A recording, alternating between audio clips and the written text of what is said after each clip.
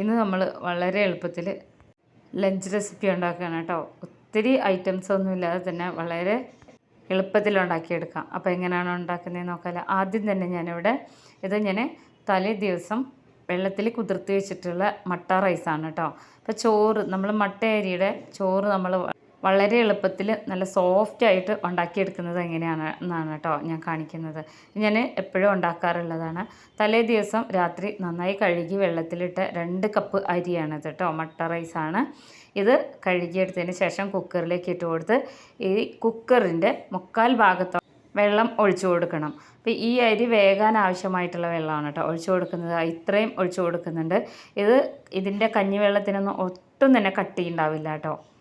ഇനി ഇതിലേക്ക് ഒരു 1/2 സ്പൂണോളം വെളിച്ചെണ്ണ സൺഫ്ലവർ ഓയിലോ ചേർത്ത് കൊടുത്തതിന് ശേഷം കുക്കറിൻ്റെ അടപ്പ് വെച്ച് ഒരു 4 വിസിൽ പോകുന്നവരെ നമുക്ക് സ്റ്റവിൽ വയ്ക്കാം. ഒരു വിസിൽ നമ്മൾ ഹൈ ഫ്ലെയിമിലും ബാക്കി 3 ലോ ഫ്ലെയിമിലും. അപ്പോൾ ഇതൊന്ന് വെന്ത് വരട്ടെ കേട്ടോ.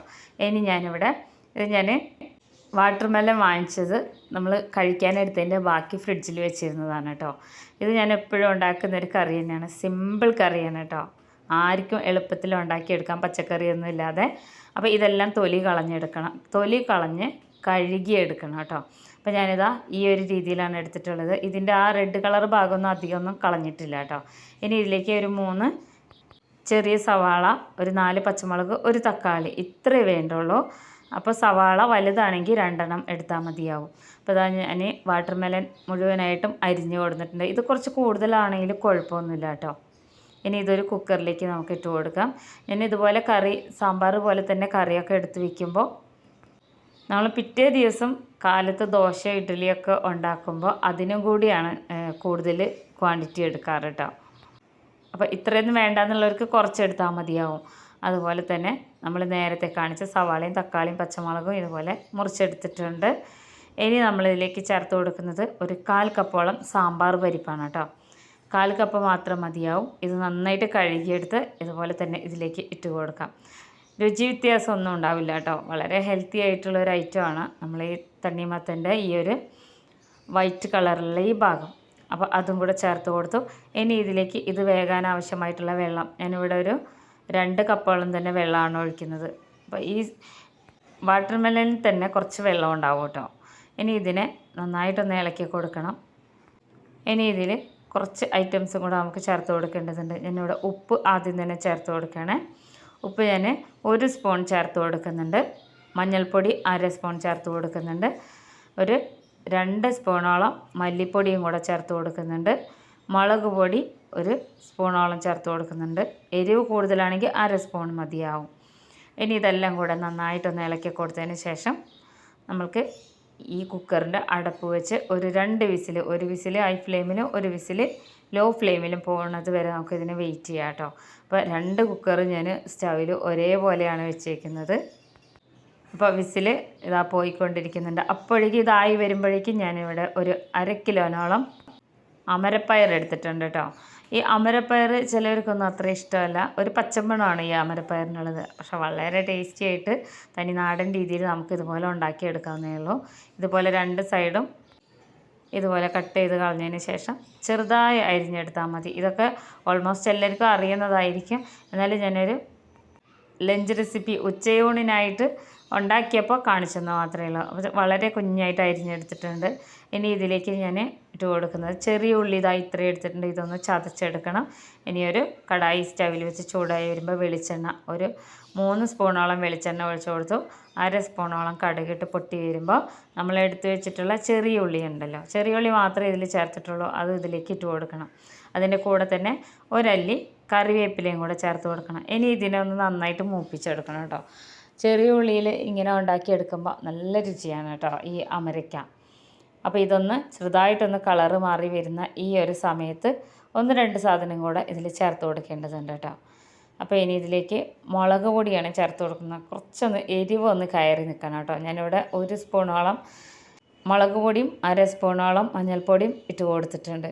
ഇനി ഇതൊന്ന് ഇളക്കി കൊടുത്തതിന് ശേഷം നമ്മൾക്ക് എടുത്തു വെച്ചിട്ടുള്ള അമരപ്പയർ ഇതിലേക്ക് ഇട്ട് കൊടുക്കാം. ഈ ഒരു രീതിയിൽ ഉണ്ടാക്കി കഴിഞ്ഞാൽ നല്ല രുചിയാണ് കേട്ടോ നാടൻ ചോറിൻ്റെ കൂടെയൊക്കെ കഴിക്കാൻ. അപ്പോൾ അമരപ്പയർ ഇതുപോലെ നന്നായിട്ടൊന്ന് ഇളക്കി കൊടുത്തതിന് ശേഷം നമ്മളിതിലേക്ക് ഇത് പെട്ടെന്ന് വെന്ത് വരുന്നതാണ്, എന്നാലും കുറച്ച് വെള്ളം ഒന്നും ഇങ്ങനെ കുടഞ്ഞു കൊടുക്കണം. ഒരു 2 ടേബിൾ സ്പൂണോളം വെള്ളം നമ്മളിതിലേക്ക് ഒന്ന് ഒഴിച്ച് കൊടുക്കണം. നന്നായിട്ട് ഇളക്കിയെടുത്തതിന് ശേഷം അതാ 2 ടേബിൾ സ്പൂണോളം വെള്ളമാണ് കേട്ടോ ഇത്. ഇനി ഇതിലേക്ക് ഞാനിവിടെ ഉപ്പ് ചേർത്ത് കൊടുക്കണേ. ഉപ്പ് 1/2 സ്പൂണോളം ഉപ്പും കൂടെ ചേർത്ത് കൊടുക്കുന്നുണ്ട്. ചെറുതായിട്ടൊന്ന് ഇളക്കി കൊടുക്കാം. ഉപ്പ് എല്ലായിടത്തും ഒന്ന് പിടിക്കാൻ വേണ്ടിയിട്ടാണ് കേട്ടോ ഒന്ന് ഇളക്കി കൊടുക്കുന്നത്. ഇനി ഇതൊന്ന് അടച്ച് വെച്ച് ഒരു 3 മിനിറ്റ് വളരെ ലോ ഫ്ലെയിമിലിട്ടാൽ മാത്രം മതി. ആവിയിൽ തന്നെ ഇത് നന്നായിട്ട് വെന്ത് വരും കേട്ടോ. അപ്പോൾ ഇനി ഇതിവിടെ ഇരിക്കട്ടെ. അപ്പോൾ ഇതിനെ ഒന്ന് അടച്ച് വയ്ക്കാം. അപ്പോഴേക്കും നമ്മൾക്ക് ഇനി പപ്പടം ഞാനിവിടെ 4 പപ്പടം എടുത്തിട്ടുണ്ട്.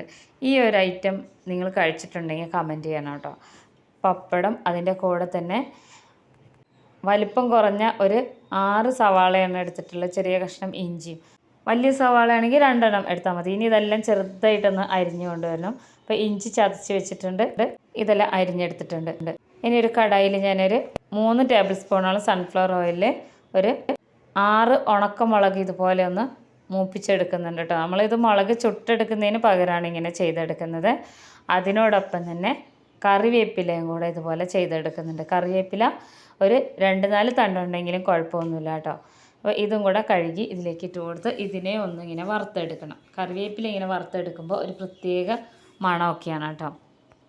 അപ്പോൾ ഇത് ഞാൻ ഇടയ്ക്ക് ഉണ്ടാക്കുന്ന ഒരു ചമ്മന്തിയാണ്. ഒത്തിരി പണിയൊന്നുമില്ല, വളരെ ടേസ്റ്റി ആയിട്ടുള്ളൊരു സ്പെഷ്യൽ ചമ്മന്തിയാണ്, പപ്പട ചമ്മന്തിയാണ് കേട്ടോ. അപ്പോൾ കറിവേപ്പിലയും എടുത്തിട്ടുണ്ട്. ഇനി ഇതേ ഓയിലിലേക്ക് തന്നെ നമ്മൾ പപ്പടം വറുത്തെടുക്കണം കേട്ടോ. 4 പപ്പടം ഇട്ടിട്ടുണ്ട്. അത് 4ഉം ഇതുപോലെ വറുത്തെടുക്കണം. ഞാൻ 4 പേർക്ക് കഴിക്കാനുള്ളൊരു ക്വാണ്ടിറ്റിയിലാണ് കേട്ടോ ഉണ്ടാക്കിയെടുക്കുന്നത്. അപ്പോൾ നന്നായിട്ട് പപ്പടമൊക്കെ വറുത്തെടുത്തിട്ടുണ്ട്. ഇതെല്ലാം കഴിയുമ്പോഴേക്കും നമ്മുടെ അമരയ്ക്ക ഇവിടെ വെന്ത് വന്നിട്ടുണ്ട് കേട്ടോ. വെള്ളമൊക്കെ നമ്മൾ കുറച്ച് വെള്ളം കുടഞ്ഞു കൊടുത്തിട്ടുണ്ടായിരുന്നു. വെള്ളമൊക്കെ വറ്റിയിട്ടുണ്ട്. ആവിയിൽ കിടന്നിട്ട് തന്നെ അമരയ്ക്ക നന്നായിട്ട് വെന്ത് വന്നിട്ടുണ്ട്. ഇങ്ങനെ ഉണ്ടാക്കി കഴിഞ്ഞാൽ നല്ല ടേസ്റ്റാണ്. ഇനി നമുക്ക് സ്റ്റൗ ഓഫ് ചെയ്യാം. ഇനി ഞാനൊരു മിക്സിയുടെ പൊടിക്കുന്ന ജാർ എടുത്തിട്ടുണ്ട്. നന്നായി ചൂടാറിയ ശേഷം ഉണക്കമുളകും കറിവേപ്പിലയും വറുത്ത് വെച്ചതും ഇതിലേക്ക് ഒരു ചെറിയ കഷ്ണം പുളി, ഇതാ ഇത്രയേ ഉള്ളൂ, അതും കൂടെ ഇട്ട് കൊടുക്കണം. നന്നായിട്ടൊന്ന് ക്രഷ് ചെയ്തെടുക്കണം കേട്ടോ. അപ്പോൾ ഞാനിവിടെ ക്രഷ് ചെയ്തെടുത്തിട്ടുണ്ട്. ഇനി ഞാനിവിടെ ഒരു പാത്രത്തിലേക്ക് നേരത്തെ നമ്മൾ കാണിച്ചിരുന്നല്ലോ സവാള അരിഞ്ഞതും ഇഞ്ചി ചതച്ചതും മല്ലിയില അരിഞ്ഞതും കൂടെ അത് 3ഉം കൂടെ ഇതിലേക്ക് ഇട്ട് കൊടുക്കുകയാണ് കേട്ടോ. ഇങ്ങനെയാണ് ഞാൻ ഉണ്ടാക്കിയെടുക്കുന്ന ചമ്മന്തി. ഈ ഒരു ചമ്മന്തി മാത്രം മതി നല്ല ചെമ്പാവരി ചോറിൻ്റെ കൂടെ കഴിക്കാൻ കേട്ടോ. വേറെ ഒന്നും ഇല്ലെങ്കിലും കുഴപ്പമില്ല. ഇനി നമ്മൾ വറുത്ത് വെച്ചിട്ടുള്ള പപ്പടം ഉണ്ടല്ലോ, പപ്പടം ഇതിലേക്ക് ഇതുപോലെ നന്നായിട്ട് പൊടിച്ച് ഇട്ട് കൊടുക്കണം. 4 പപ്പടം ഇതുപോലെ പൊടിച്ചിട്ട് കൊടുക്കണം കേട്ടോ. ഈ ഒരു രീതിയിൽ തന്നെ പൊടിച്ചെടുക്കണം. നമുക്കിത് മിക്സിയിലിട്ട് പൊടിക്കൊന്നും വേണ്ട. എല്ലാവർക്കും ഇഷ്ടപ്പെടും കേട്ടോ, നല്ല രുചിയാണ്. ഇനി നമ്മൾ ക്രഷ് ചെയ്ത് വെച്ചിട്ടുള്ള വറുത്തെടുത്തിട്ടുള്ള ഉണക്കമുളകും കറിവേപ്പിലയും ഉണ്ടല്ലോ അതും കൂടി ഇതിലേക്ക് ചേർത്ത് കൈകൊണ്ട് തന്നെ നന്നായിട്ട് ഇതുപോലെ മിക്സ് ചെയ്തെടുക്കണം കേട്ടോ. നല്ല രുചിയാണ്, എല്ലാവർക്കും ഇഷ്ടമാവും. അപ്പോൾ ഒരുപാട് ഐറ്റം ഒന്നുമില്ലെങ്കിലും നമുക്കിതുപോലെ ഉണ്ടാക്കിയെടുക്കാം കേട്ടോ. നന്നായിട്ട് മിക്സ് ചെയ്തെടുത്ത് ഇപ്പം നമ്മൾ പപ്പട ചമ്മന്തി റെഡി ആയിട്ടുണ്ട്.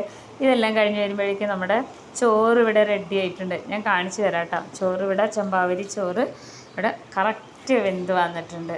അപ്പോൾ ഇത് ചോറിൻ്റെ ഉൾഭാഗം പുറം ഭാഗമൊക്കെ ഒരുപോലെ ഇരിക്കുക, നല്ല സോഫ്റ്റ് ആയിട്ടാണ്, എന്നാൽ ഉടഞ്ഞു പോകുമൊന്നുമില്ല കേട്ടോ. ഇതിൻ്റെ വെള്ളം കണ്ടില്ലേ, ഒട്ടും തന്നെ കട്ടിയില്ല. അപ്പോൾ ഈ ഒരു രീതിയിൽ ചെമ്പാവരി ചോറ് വേവിച്ച് നോക്കൂ കേട്ടോ. തലേ ദിവസം വെള്ളത്തിലിട്ട് വെച്ചതിന് ശേഷം പിറ്റേ ദിവസം കുക്കറിലിട്ടാൽ മതി.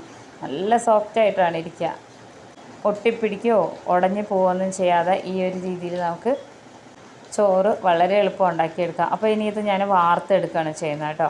ഇതിനോടൊപ്പം തന്നെ നമ്മുടെ സാമ്പാർ ഇവിടെ റെഡി ആയിട്ടുണ്ട്. വാട്ടർമെലൻ്റെ സാമ്പാറാണ്. വിസിലൊക്കെ പോയി ഒന്ന് ചൂടാറിയതിന് ശേഷം നമുക്കിത് തുറന്ന് നോക്കാം. പച്ചക്കറികളെല്ലാം വെന്ത് വന്നിട്ടുണ്ട് കേട്ടോ, നന്നായിട്ട് വെന്ത് വന്നിട്ടുണ്ട്. ഇതിൽ നമ്മൾ തേങ്ങ അരച്ച് ചേർക്കുന്നോ അങ്ങനെ ഒന്നും തന്നെ ഇല്ല. ഇനി ഇത് നന്നായിട്ടൊന്ന് ഇളക്കി യോജിപ്പിച്ച് കൊടുക്കണം. നമ്മൾ സാമ്പാർ ഇവിടെ ഓൾമോസ്റ്റ് റെഡി ആയിട്ടുണ്ട്. ഇനി ഞാനിവിടെ ഒരു കടായി സ്റ്റവിൽ വെച്ച് ചൂടായി വരുമ്പോൾ വെളിച്ചെണ്ണ ഒഴിച്ച് കൊടുക്കണം കേട്ടോ. ഒരു 3 സ്പൂണോളം വെളിച്ചെണ്ണ, 1/2 സ്പൂണോളം കടുകിട്ട് പൊട്ടി വരുമ്പോൾ 1 സ്പൂണോളം ഉലുവ ചതച്ചതും 1 സ്പൂൺ ചെറിയ ജീരകം ക്യൂമിൻ സീഡ് ചേർത്ത് കൊടുത്തിട്ടുണ്ട്. ഉണക്കമുളക് ഒരു 2 ഉണക്കമുളക് അര സ്പൂണോളം കായം കൂടെ ചേർത്ത് കൊടുത്തു. ഇനി ഒന്ന് ലോ ഫ്ലെയിമിലിട്ട് നന്നായിട്ടൊന്ന് ഇളക്കിയെടുക്കാം. ഇതെല്ലാം കൂടെ ഒന്ന് മൂത്ത് വരാൻ വേണ്ടിയിട്ടാണ് കേട്ടോ ലോ ഫ്ലെയിമിലിട്ട് കൊടുക്കുന്നത്. ഇനി ഇതിലേക്ക് 2 തണ്ട് കറിവേപ്പിലയും കൂടെ ചേർത്ത് കൊടുക്കണം. ഇത്രയേ ഉള്ളൂ, വളരെ എളുപ്പത്തിൽ ഉണ്ടാക്കിയെടുക്കാവുന്നതേ ഉള്ളൂ. ഇനി നമുക്ക് ഇതൊന്ന് മൂത്ത് വന്ന ശേഷം നമുക്ക് സ്റ്റൗ ഓഫ് ചെയ്യാം. ഇതിപ്പോൾ റെഡി ആയിട്ടുണ്ട് കേട്ടോ. ഇത്രയേ ഉള്ളൂ പണി. ഇനി ഇത് നമ്മൾ കുക്കറിലേക്ക് തന്നെ ഒഴിച്ചു കൊടുക്കുകയാണ്. അപ്പോൾ നമ്മൾ വാട്ടർ മെലൺ കറിയുടെ താളിച്ചിടുകയാണ് ചെയ്യുന്നത്. നല്ല മണമാണ് കേട്ടോ ഇങ്ങനെ ചെയ്തെടുക്കുമ്പോൾ. അപ്പോൾ ഇനി വാട്ടർ മെലനൊക്കെ എപ്പോഴെങ്കിലുമൊക്കെ കിട്ടുമ്പോൾ ഇതുപോലൊരു കറി വയ്ക്കാൻ മറക്കരുത്. നല്ല രുചിയാണ് ഇതിൽ.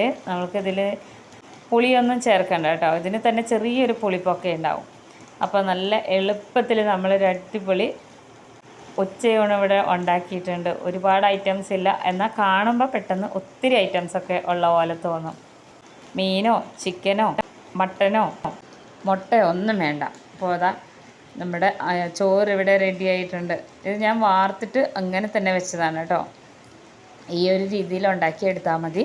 നല്ല ചെമ്പാവരി ചോറ്, വാട്ടർ മെലൺ കൊണ്ടുള്ള സാമ്പാർ, പപ്പട ചമ്മന്തി, ഇതെല്ലാം കൂട്ടി നമുക്ക് റെസ്റ്റോറൻറ്റ് രുചിയിൽ തന്നെ നമുക്കിതുപോലെ പ്ലേറ്റിൽ വിളമ്പി നല്ല ടേസ്റ്റി ആയിട്ട് കഴിക്കാം കേട്ടോ.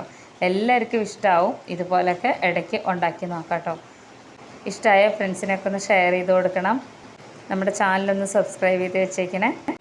ഈ മാംഗോയുടെ പിക്കിൾ ഞാനിതിൽ അപ്ലോഡ് ചെയ്തിട്ടുള്ളതാണ്, ഒന്ന് പോയി നോക്കണം കേട്ടോ. അപ്പോൾ എല്ലാവരും ഇഷ്ടമായ അഭിപ്രായങ്ങൾ അറിയിക്കണം. ഇതുപോലെ ഈസി റെസിപ്പീസുമായിട്ട് അടുത്ത വീഡിയോ